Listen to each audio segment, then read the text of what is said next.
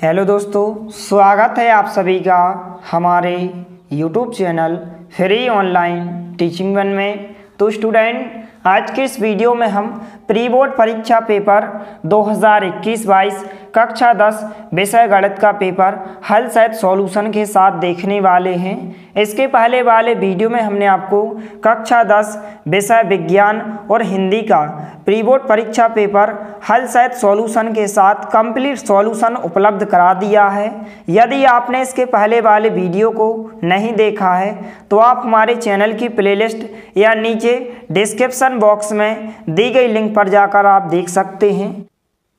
और इससे पहले यदि आपने हमारे चैनल को सब्सक्राइब नहीं किया है तो प्लीज़ सब्सक्राइब कीजिए, साथ में नोटिफिकेशन बेल को भी दबाइए ताकि कोई भी वीडियो की नोटिफिकेशन आप तक सबसे पहले पहुंचे। तो चलिए वीडियो को स्टार्ट करते हैं। तो यहाँ पर सबसे पहले हम सभी वस्तुनिष्ठ प्रश्नों का सॉल्यूशन देखने वाले हैं। तो यहाँ पर पहला प्रश्न है सही विकल्प चुनिए। यहाँ पर पहला प्रश्न है संख्याओं 5 और 10 का महत्तम समावर्तक अर्थात HCF होगा। तो यहाँ पर आपको 4 ऑप्शन दिए गए हैं। इसका जो राइट आंसर होगा सी नंबर का ऑप्शन अर्थात इसका जो आंसर होगा 5 इसका राइट आंसर होगा। इसके बाद दूसरा प्रश्न है यदि किसी द्विघात बहुपद ax वर्ग प्लस bx प्लस c के शून्यक अल्फा और बीटा हो तो अल्फा इंटू बीटा अर्थात शून्यकों का गुणनफल का मान क्या होता है। तो इसका जो आंसर होगा c/a होता है अर्थात ए नंबर का ऑप्शन इसका राइट आंसर होगा। इसके बाद यहाँ पर तीसरा प्रश्न है रैखिक समीकरण युग्म a1x plus b1y plus c1 बराबर 0 तथा a2x plus b2y plus c2 बराबर 0 के अनंततः अनेक हल होने की शर्त है। तो इस प्रकार से यहाँ पर आपको 4 ऑप्शन दिए गए हैं। इसका जो राइट आंसर होगा सी नंबर का ऑप्शन इसका राइट आंसर होगा। इसके बाद चौथा प्रश्न है एपी इस प्रकार से आपको एक श्रेणी दी गई है। इस प्रकार से इसमें आपको सार्वंतर बताना है कि इसका सार्वंतर क्या होगा। तो यहाँ पर सार्वंतर क्या होगा -2 होगा। तो यहाँ पर ए नंबर का ऑप्शन इसका राइट आंसर होगा। इसके बाद यहाँ पर पांचवा प्रश्न है यदि एक त्रिभुज में किसी एक भुजा का वर्ग अन्य दो भुजाओं के वर्गों के योग के बराबर हो तो पहली भुजा का सम्मुख कोण होगा। तो यहाँ पर आपको 4 ऑप्शन दिए गए हैं। इसका जो राइट आंसर होगा ए नंबर का ऑप्शन अर्थात सम्मुख कोण का मान क्या होगा 90 अंश होगा। इसके बाद यहाँ पर छठवां प्रश्न है बिंदुओं इस प्रकार से ए वाला बिंदु आपको दिया गया है 1 -2 और बी वाला बिंदु दिया गया है -3 और 4 को मिलाने वाली रेखाखंड के मध्य बिंदु के निर्देशांक होंगे। तो यहाँ पर इसका जो राइट आंसर होगा यहाँ पर ए नंबर का ऑप्शन इसका राइट आंसर होगा -1 और 1। इसके बाद यहाँ पर प्रश्नांक 2 है रिक्त स्थान भरिए। तो यहाँ पर पहला खाली स्थान है भाज्य बराबर खाली स्थान गुणित भागफल प्लस शेषफल। तो यहाँ पर क्या आ जाएगा भाजक आ जाएगा। तो यहाँ पर खाली स्थान में आपको क्या लिख देना है भाजक लिख देना है। इसके बाद दूसरा खाली स्थान है घात 3 के किसी बहुपद के अधिकतम खाली स्थान शून्यक हो सकते हैं। तो कितने शून्यक हो सकते हैं 3 शून्यक हो सकते हैं। इसके बाद तीसरा खाली स्थान है किसी द्विघात समीकरण के मूल यदि वास्तविक और समान हैं तो विविक्त कर का मान होगा। तो विविक्त कर का मान क्या होता है 0 होता है। तो इस प्रकार से आपके तीसरे खाली स्थान का आंसर हो जाएगा। इसके बाद यहाँ पर चौथा खाली स्थान है समांतर श्रेणी इस प्रकार से आपको दी गई है। यहाँ पर आपको इस प्रकार से खाली स्थान दिया गया है का 10वां पद होगा। तो यहाँ पर इसका जो राइट आंसर होगा यहाँ पर इसका जो 10वां पद होगा यहाँ पर a + 9d होगा, यही आपका राइट आंसर होगा। इसके बाद यहाँ पर 5वां खाली स्थान है वे सभी आकृतियाँ जिनके आकार समान होते हैं परंतु इनके माप समान होने आवश्यक नहीं है खाली स्थान आकृतियाँ कहलाती हैं। तो कौन सी आकृतियाँ कहलाती हैं समरूप आकृतियाँ कहलाती हैं। तो यहाँ पर आंसर में आपको क्या लिखना है समरूप लिखना है। इसके बाद यहाँ पर छठवां खाली स्थान है बिंदु 0 और 4 खाली स्थान अक्ष पर स्थित हैं। तो कौन से अक्ष पर स्थित हैं y अक्ष पर स्थित हैं क्योंकि यहाँ पर y का मान दिया गया है। तो यहाँ पर कौन से अक्ष पर स्थित हैं y अक्ष पर स्थित हैं। इसके बाद 7वां खाली स्थान है वृत्त की एक छेदक रेखा वृत्त को खाली स्थान बिंदुओं पर प्रतिच्छेद करती है। तो यहाँ पर 2 बिंदुओं पर प्रतिच्छेद करती हैं। तो इस प्रकार से आपके सभी रिक्त स्थान के उत्तर हो जाएंगे। इसके बाद यहाँ पर प्रश्नांक 3 है, सही जोड़ियाँ बनाइए। इस प्रकार से आपको 2 स्तंभ दिए गए हैं, स्तंभ फर्स्ट और स्तंभ सेकंड।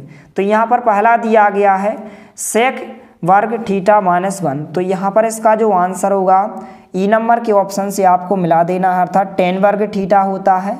इसके बाद दूसरा दिया गया है cot थीटा। तो cot थीटा का आंसर क्या हो जाएगा 1/tan थीटा। इस प्रकार से आपके दूसरे का आंसर होगा और यहाँ पर ये आपके पहले का आंसर होगा। इसके बाद तीसरा दिया गया है 1 - sin वर्ग थीटा। तो यहाँ पर इसका जो आंसर होगा cos वर्ग थीटा के बराबर होगा। तो ये आपके तीसरे प्रश्न का आंसर होगा। इसके बाद चौथा है cot 30 अंश। तो यहाँ पर cot 30 अंश का मान कितना होता है, यहाँ पर करनी 3 होता है, अर्थात बी नंबर के ऑप्शन से आपको मिला देना है। तो ये आपके चौथे क्वेश्चन का उत्तर होगा। इसके बाद पांचवा है cos 90 - थीटा। तो cos 90 - थीटा क्या होता है, यहाँ पर sin थीटा होता है। तो यहाँ पर sin थीटा से आपको मिला देना है, अर्थात सी वाले ऑप्शन से आपको मिला देना है। तो इस प्रकार से पांचवें प्रश्न का आंसर होगा। इसके बाद लास्ट है, इस प्रकार से प्रश्न दिया गया है, इसको सॉल्व करने पर आंसर कितना आएगा 2 आएगा। तो इस प्रकार से आपके छठवें प्रश्न का आंसर हो जाएगा। तो इस प्रकार से आपकी ये सही जोड़ियाँ हो जाएंगी, इनको आप अच्छे से नोट कर लें। इसके बाद यहाँ पर प्रश्नांक 4 है, एक शब्द या एक वाक्य में उत्तर दीजिए। यहाँ पर पहला प्रश्न है, दिए गए चित्र में बहुपद px के लिए y बराबर px का ग्राफ दिया है, तो px के शून्यकों की संख्या बताइए।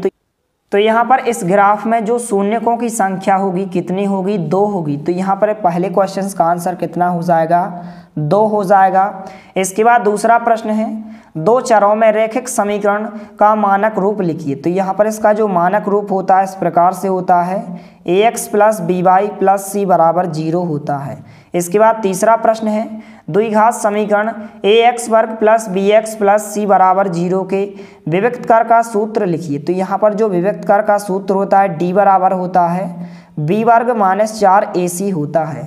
इसके बाद चौथा प्रश्न है, वृत्त के क्षेत्रफल का सूत्र लिखिए। तो यहाँ पर वृत्त का जो क्षेत्रफल होता है πr वर्ग होता है। तो इस प्रकार से πr वर्ग वृत्त का क्षेत्रफल होता है। इसके बाद पांचवा प्रश्न है, शंकु के आयतन का सूत्र लिखिए। तो यहाँ पर जो शंकु का आयतन होता है 1/3 πr वर्ग h होता है। तो इस प्रकार से शंकु का आयतन हो जाएगा। इसके बाद छठवां प्रश्न है, इस प्रकार से यहाँ पर आपको संख्याएं दी गई हैं, का समांतर माध्य क्या होगा। तो इसका जो समांतर माध्य होगा कितना हो जाएगा 4 हो जाएगा, अर्थात बीच वाली संख्या हो जाएगी। तो यहाँ पर इसका समांतर माध्य 4 होगा। इसके बाद सातवां प्रश्न है, किसी निश्चित घटना की प्रायिकता का मान कितना होगा। तो निश्चित घटना की प्रायिकता का मान कितना होता है 1 होता है। तो इस प्रकार से आपके एक शब्द या एक वाक्य में आपके प्रश्न हो जाएंगे, इनके उत्तर को आप अच्छे से लिख लें। इसके बाद यहाँ पर प्रश्नांक 5 है, सत्य असत्य लिखिए। तो यहाँ पर पहला प्रश्न यहाँ पर सत्य हो जाएगा। तो इस प्रकार से पहले प्रश्न का आंसर सत्य हो जाएगा। दूसरा प्रश्न है यहाँ पर कि वृत्त की परिधि बराबर होती है πr वर्ग होती है, जहाँ r वृत्त की त्रिज्या है। तो यह कथन आपका असत्य होगा, क्योंकि वृत्त की परिधि का जो सूत्र होता है 2πr वर्ग होता है। तो यहाँ पर यह कथन आपका असत्य हो जाएगा। इसके बाद तीसरा प्रश्न है, गोले का संपूर्ण पृष्ठ बराबर होता है πr वर्ग होता है, जहाँ r गोले की त्रिज्या है। तो यह कथन भी आपका असत्य होगा। इसके बाद यहाँ पर चौथा प्रश्न है, माध्यक बहुलक एवं माध्य के मध्य संबंध है। तो यहाँ पर इस प्रकार से संबंध होता है। तो यह कथन आपका क्या होगा असत्य होगा, क्योंकि इस प्रकार से संबंध नहीं होता है। तो इस प्रकार से चौथे प्रश्न का आंसर असत्य हो जाएगा। इसके बाद यहाँ पर प्रश्नांक 5 है, यदि किसी वृत्त की अनंत स्पर्श रेखाएं हो सकती हैं। तो यह कथन आपका क्या होगा यहाँ पर सत्य हो जाएगा। तो इसका आंसर आपको क्या लिखना है सत्य लिखना है। इसके बाद छठवां प्रश्न है, यदि किसी घटना की प्रायिकता p है तो इस प्रकार से शर्त होती है। तो यह कथन आपका क्या हो जाएगा सत्य हो जाएगा। तो इस प्रकार से आपके सभी वस्तुनिष्ठ प्रश्नों के आंसर हो जाएंगे, इनको आप अच्छे से लिख लें। इसके बाद हम प्रश्नांक 6 से लेकर प्रश्नांक 23 तक सभी प्रश्नों का हल सहित सॉल्यूशन के साथ देखने वाले हैं, तो वीडियो के साथ अंत तक बने रहिए। तो यहाँ पर प्रश्नांक 6 है, HCF 306 और 657 का 9 दिया गया है और LCM 306 और 657 का हमें ज्ञात करना है। तो हम इस प्रश्न का हल देखने वाले हैं। तो इस प्रकार से आपके प्रश्नांक 6 का हल हो जाएगा। आपको यहाँ से लेकर यहाँ तक इसको आपको अच्छे से लिख लेना है। इसके बाद यहाँ पर प्रश्नांक 7 है, एक द्विघात बहुपद ज्ञात कीजिए जिसके शून्यकों के योग और गुणनफल क्रमशः दिए गए हैं, -3 और 2 हैं। तो यहाँ पर हम इस प्रश्न का हल देखने वाले हैं। तो इस प्रकार से आपके प्रश्नांक 7 का आंसर हो जाएगा। यहाँ पर द्विघात समीकरण क्या हो जाएगा, x² + 3x + 2 होगा, यही आपका आंसर हो जाएगा। इसके बाद यहाँ पर हम प्रश्नांक 8 का हल देखने वाले हैं। तो यहाँ पर प्रश्नांक 8 है, AP के प्रथम 4 पद लिखिए जबकि प्रथम पद A बराबर -1.25 दिया गया हो, सार्व अंतर यहाँ पर D बराबर -0.25 दिया गया है। तो इस प्रकार से आपके प्रश्नांक 8 का हल हो जाएगा। इस प्रकार से यहाँ पर प्रथम 4 पद हो जाएंगे। इस प्रकार से आप आसानी से ज्ञात कर सकते हैं। इसके बाद प्रश्नांक 9 के आंसर को आपको स्वयं ही लिखना है या फिर इसका आंसर आपको टेलीग्राम चैनल पर मिल जाएगा, तो आप हमारे टेलीग्राम चैनल को ज्वाइन कीजिए। इसके बाद यहाँ पर प्रश्नांक 10 है, x और y में एक संबंध ज्ञात कीजिए ताकि बिंदु xy बिंदुओं 3, 6 और -3, 4 से समदूरस्थ हों। तो यहाँ पर हम इसका हल देखने वाले हैं। तो इस प्रकार से आपके प्रश्नांक 10 का आंसर हो जाएगा। आपको यहाँ से लेकर यहाँ तक इसको आपको अच्छे से लिख लेना है। इसके बाद यहाँ पर हम प्रश्नांक 11 का हल देखने वाले हैं। तो इस प्रकार से आपके प्रश्नांक 11 का हल हो जाएगा। आपको यहाँ से लेकर यहाँ तक इस प्रश्न के आंसर को आपको अच्छे से लिख लेना है। इसके बाद यहाँ पर हम प्रश्नांक 12 का अथवा वाले क्वेश्चंस का अर्थात इस वाले क्वेश्चंस का हल देखने वाले हैं। तो वीडियो के साथ अंत तक बने रहिए। तो इस प्रकार से आपके क्वेश्चन नंबर 12 के अथवा वाले क्वेश्चंस का हल हो जाएगा। आपको यहाँ से लेकर यहाँ तक इसको आपको अच्छे से लिख लेना है। इसके बाद यहाँ पर नेक्स्ट क्वेश्चन है क्वेश्चन नंबर 13। तो हम इस क्वेश्चन का हल देखने वाले हैं। तो यहाँ पर क्वेश्चन नंबर 13 है, त्रिज्या 4 सेंटीमीटर वाले एक वृत्त के त्रिज्य खंड का क्षेत्रफल ज्ञात कीजिए जिसका कोण 30 अंश है। तो यहाँ पर हम इस प्रश्न का हल देखने वाले हैं। तो इस प्रकार से आपके प्रश्नांक 13 का हल हो जाएगा। सबसे पहले यहाँ पर आपको लिखना है हल दिया है। यहाँ पर त्रिज्या का मान 4 सेंटीमीटर दिया गया है और थीटा का मान यहाँ पर 30 अंश दिया गया है। तो इस प्रकार से आपको यहाँ से लेकर यहाँ तक इसको आपको अच्छे से लिख लेना है। इसके बाद यहाँ पर प्रश्नांक 14 है। तो यहाँ पर हम इस प्रश्न का सॉल्यूशन देखने वाले हैं। तो इस प्रकार से आपके प्रश्नांक 14 का हल हो जाएगा। तो इस प्रकार से आपको यहाँ से लेकर यहाँ तक इसको आपको अच्छे से लिख लेना है। तो इस प्रकार से आपका ये आंसर हो जाएगा। इसके बाद यहाँ पर प्रश्नांक 15 का अथवा वाले क्वेश्चंस का यहाँ पर हम सॉल्यूशन देखने वाले हैं। तो यहाँ पर प्रश्नांक 15 के हल में आपको इस प्रकार से सबसे पहले लिखना है हल कुल कंचों की संख्या। इस प्रकार से आपको लिखना है अर्थात सभी संभव परिणामों की संख्या s बराबर कितनी हो जाएगी, 17 हो जाएगी। फिर इसके बाद यहाँ पर आपको लिखना है हरा कंचा होने के अनुकूल परिणाम। इस प्रकार से तो इस प्रकार से यहाँ पर सॉल्व करने पर इसका आंसर कितना हो जाएगा, 13/17 हो जाएगा। यही आपका राइट आंसर होगा। इसके बाद यहाँ पर क्वेश्चन नंबर 16 है, समीकरण इस प्रकार से आपको दिया गया है को हल कीजिए। तो यहाँ पर हम इसका हल देखने वाले हैं। तो इस प्रकार से आपके क्वेश्चन नंबर 16 का हल हो जाएगा। आपको यहाँ से लेकर यहाँ तक इसको आपको अच्छे से लिख लेना है। इसके बाद यहाँ पर हम क्वेश्चन नंबर 17 के अथवा वाले क्वेश्चन अर्थात इस क्वेश्चन का सॉल्यूशन देखने वाले हैं। तो वीडियो के साथ अंत तक बने रहिए और वीडियो को ज़्यादा से ज़्यादा अपने दोस्तों के साथ शेयर कीजिए।